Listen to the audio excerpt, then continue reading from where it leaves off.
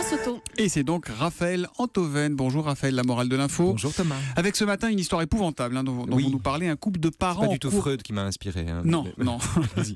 Un couple de parents qui encourt donc 18 ans de prison après que leur bébé est mort de malnutrition et de déshydratation. Et pour cause, l'enfant avait été nourri uniquement de lait végétal. Oui, alors pour leur défense, les parents ont dit qu'ils supposaient sans le moindre avis médical que leur enfant était intolérant au lactose et au gluten. Du coup, entre le 4e et le 8e mois du bébé, ils ont alterné le lait de maïs, de riz, d'avoine, de quinoa ou de sarrasin, qui sont de bonnes alternatives au lait de vache, mais pas du tout au lait infantile. Mais ce qui revient, a dit le procureur, à un refus délibéré de nourriture. Oui, et alors ça c'est injuste parce que la mère a déclaré qu'elle se levait 4 fois par nuit pour nourrir son enfant. C'est pas une mauvaise mère. Elle n'a pas étouffé son fils avant de le mettre au congélateur. Non. À l'heure du décès, les parents étaient même en route vers les urgences. Donc ce ne sont pas des parents négligents, ce sont juste des idéologues. Des idéologues ? Oui. Lorsqu'il est mort de dénutrition, de déshydratation, l'enfant faisait à peine plus que son poids de naissance. Il avait 7 mois. Et on ne s'était jamais vraiment inquiété, a déclaré le père. Comment des gens qui aiment leur enfant peuvent-ils être aveugles au point de ne pas voir ça?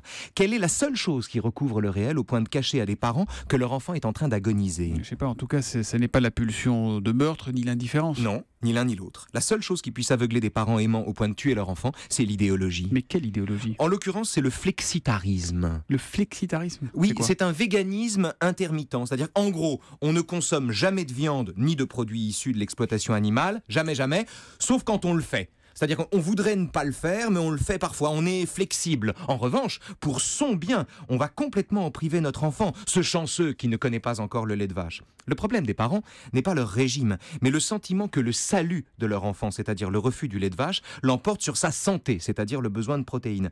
Et la mauvaise foi qui décrète que l'enfant est allergique aux produits qu'eux-mêmes voudraient réussir à ne pas consommer. Or ça, c'est le propre des discours idéologiques et falsificateurs. On le reconnaît au fait que ces promoteurs, leurs promoteurs, s'en dispensent pour eux-mêmes et que quoi qu'il en coûte, le réel et la vie passent après l'idée qu'ils s'en font. Et la morale de l'info? Les enfants sont toujours les premières victimes de la barbarie. Raphaël Antoven qu'on retrouvera demain à 15h pour Qui vive sur Europe 1. On parlera de... On parle de Chopin, crainte et tremblement chez Frédéric Chopin. Oh, on écoutera Et pourquoi Chopin pas, alors. hein. Merci beaucoup et à demain, À demain, les Raphaël.